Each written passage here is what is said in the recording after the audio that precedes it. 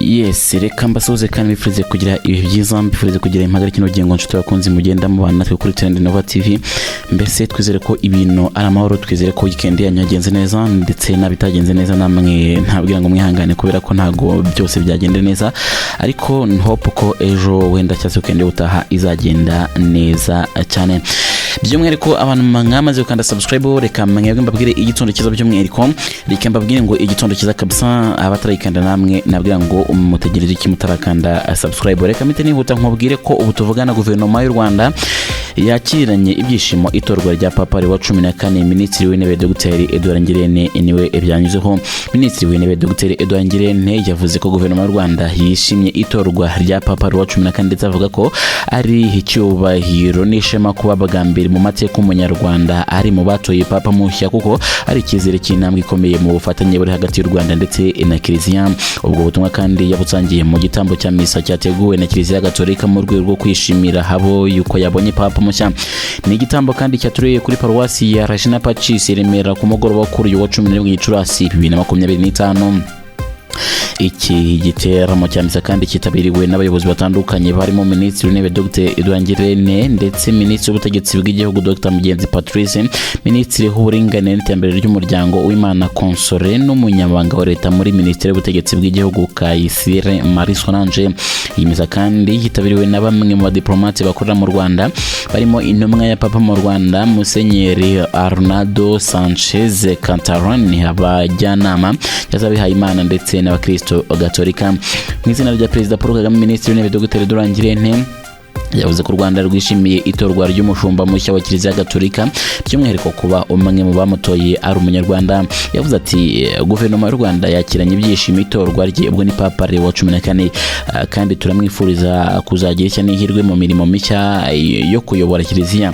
By'umwihariko turashima ko bwa mbere mu mateka y'igihugu cyacu umwe mu bakaradinali batoye papa ari umunyarwanda. Nyiricyubahiro Antoine Karidinali Kambanda nawe twongeye kumushima cyane. Minisitiri w'Intebe Dr. Edouard Ngirente yakomeje agaragaza ko u Rwanda rwishimira intambwe nziza umubano warwo na Kiliziya ugezeho kandi ko rwiteguye gukomeza gukorana n'ubuyobozi bushya bwayo. Yavuze ati guverinoma y'u Rwanda irashima intambwe nziza imaze kugerwaho mu kunoza umubano mwiza uranga Kiliziya Gatolika n'igihugu cyacu cy'u Rwanda. Turizera ko nyir'ubutungane Papa Leo wa 14 azakomereza aho Papa Francis yarageje, kandi natwe nka guverinoma y'u Rwanda tumwijeje gukomeza gukora neza na Kiliziya Gatolika nk'uko bisanzwe. Dr. Edouard Ngirente kandi yashimangiye ko ubutumwa bwa Papa Leo wa 14 yatanze agitorwa bwo gusaba amahoro nabwo bwakiranwe neza kandi bushyigikiwe n'u Rwanda, kuko nyine nta terambere rishoboka abaturage badatekanye. Intumwa ya Papa mu Rwanda Musenyeri Arnaldo Sanchez Cantarani yashimiye uburyo kwa Papa Leo wa 14 yasoje neza inshingano yari afite mbere yo gutorerwa kuyobora Kiliziya, ndetse asaba abandi kumusabira ndetse no kwifatanya nawe urugendo rwotangiye rw'ubutumwa bushya. Yavuze ati mu ntangiriro y'ubutumwa bwa Papa Leo wa 14 twifatanyije nawe tubaho neza mu mihamagaro yacu itandukanye, haba mu miryango yacu naho dukorera. Vice Perezida w'inama y'abepiskopi Gatolika mu Rwanda Musenyeri Harorimana Vincent yavuze ko Kiliziya Gatolika y'u Rwanda yifatanyije n'isi yose mu kwishimira itorwa rya Papa mushya Leo wa 14 kandi bamusabira kugira ngo asohoze inshingano ze. Yavuze ati umushumba wa Kiliziya Gatolika ku isi hose ahamagariwe guhamagarira Kristo no gukomeza abakristo bose mu kwemera ndetse no kuba inkomoko y'ibyishimo ry'ubumenye no kwemera no n'urukundo. Musenyeri Harorimana Vincent kandi yashimiye Perezida Paul Kagame na leta y'u Rwanda muri rusange uburyo nyine babaye hafi mu rupfu rwa Papa Francis, ndetse kandi Papa Leo wa 14 ni umunyamerika w'imyaka 69 wateruye kuyobora Kiliziya Gatolika ku itariki 8 Gicurasi 2025 asimbuye Papa Francis witabye Imana ku itariki 21 Mata umwaka wa 2025.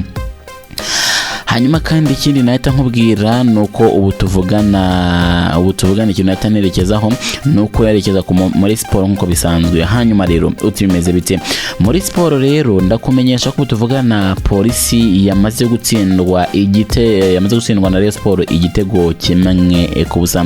No kuvuga ngo ubu tuvugana amakuru yari amaze iminsi akwirakwira, nuko yari amaze gukwirakwira avuga ko Rayon Sport yamaze kuva ku mwanya wa mbere, ndetse kandi aho tuvugana mu mwanya wa mbere wari ufitwe n'ikipe ya APR FC nshaka navuga ngo ni mukeba wa Rayon Sport niyo yari ufite umwanya wa mbere. Ubu tuvugana nabo byamaze ko byakomfama by'agateganyo nyine kubera ko zikugenda zisimburana. Ubu tuvugana yamaze gusubira ku mwanya wa mbere Rayon Sport n'amanota ya 56 I think. Hanyuma rero kamite nkubwira ko Perezida w'u Burusiya Vladimir Putin yatangaje ko igihugu cye cyiteguye kugirana ibiganiro na Ukraine hagamijwe gushaka ibibazo ndetse kandi igisubizo kirambye cyahagarika intambara imaze imyaka nyine itatu hagati y'impande zombi, ariko avuga ko nta gitutu ashaka. Putin yavuze ko ibiganiro ashaka ko nyine bizabera Istanbul ni muri Turkiya ku itariki 15 Gicurasi 2025 ndetse ko yifuza ko bitangira nyine buri ruhande rutagize ibyo rusabwa akubahiriza.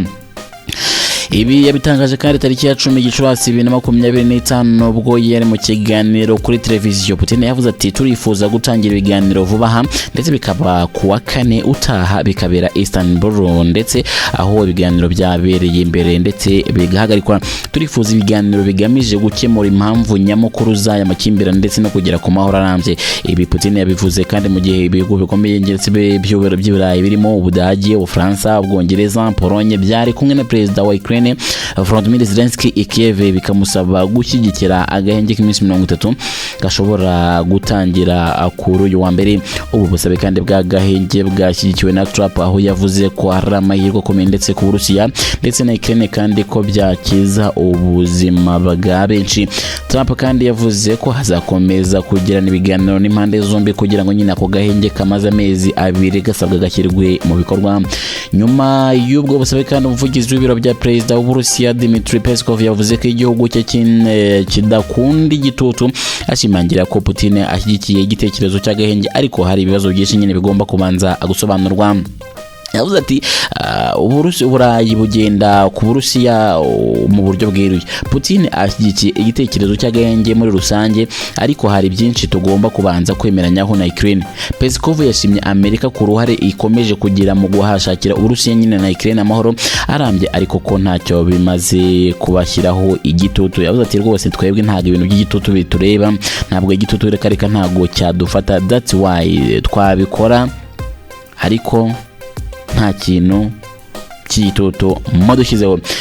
Reka nyasoreze muri siporo nkubwire ko abangavu b'u Rwanda batangiye neza nyine amajonjora nyine gushakira itike y'igikombe cy'isi. Ubwo ni inkuru yo muri siporo. Ikipe y'igihugu y'u Rwanda y'abangavu batarengeje imyaka 20 yatsinze iya Zimbabwe ibitego 2 ku gitego kimwe mu mukino ubanza w'ijonjora ry'ibanze ryo gushaka itike y'igikombe cy'isi cya 2026. Uyu mukino wabaye ku cyumweru tariki ya 11 Gicurasi 2025 kuri Kigali Pele Stadium. U Rwanda rwatangiye neza nyine ko ku munota wa gatatu rwateye conference nziza, hanyuma ishimwe Darren akina n'umutwe atsinda igitego cya mbere. Ku munota wa 10 Ihirwe Rajene yazamuye umupira neza acenga bamyugariro babiri ariko ateye umupira uca hanze gato cyane y'izamu. Ku munota wa 15 Zimbabwe yatangiye kwinjira mu mukino, yabonye kufra nziza hafi y'urubuga rw'amahina witwa Bethel Kondo ayitera neza yishyuye igitego ku munota wa 18.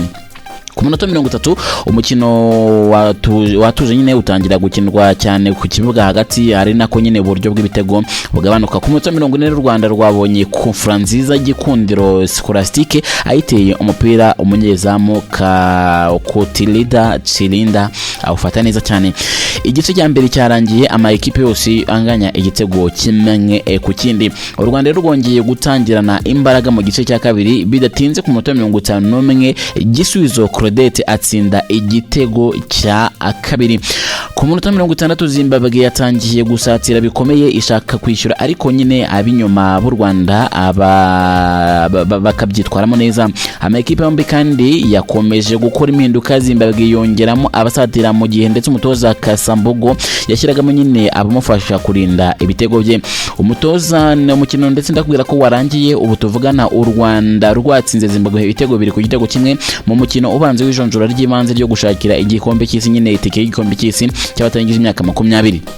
Umukino wo kwishyura uteganyijwe ku wa gatatu ku itariki 14 Gicurasi 2025.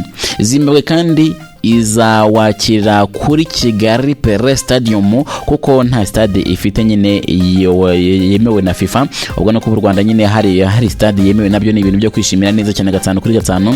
Ubwo ari nako tugenda tubabwira nyine ko mu yindi mikino ubwo Rayon Sport yamaze gutsinda Polisi igitego kimwe ku busa, bitabyumvikana ko yamaze kugera ku mwanya wa mbere n'amanota 56. Ubwo turaza kureba ngo ese mu yindi mikino ho biraza kuba bihagaze bite, ese APR iraza komeza kwikora imbere yandi makipe, turakomeza turebe. Hanyuma rero kambashimira cyane nshuti bakunze mugenda abantu 5-5 amakuru aracyakomeje neza cyane. Ubwo icyo mbashibwira no kukanda subscribe ndabashimiye.